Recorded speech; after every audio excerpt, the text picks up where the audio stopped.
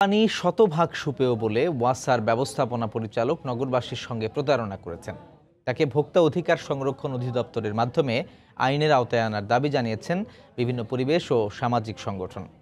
সকালে ওয়াসা ভবনের প্রধান ফটকে পরিবেশ বাঁচাও আন্দোলন সহ কয়েকটি সংগঠনের উদ্যোগে মানববন্ধন করা হয়।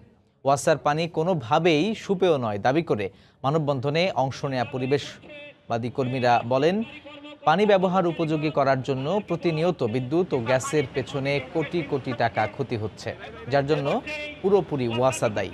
এ সময় ল্যাবে পরীক্ষা করা পানির মানের প্রতিবেদন জনগণের সামনে প্রকাশের দাবি জানান তারা।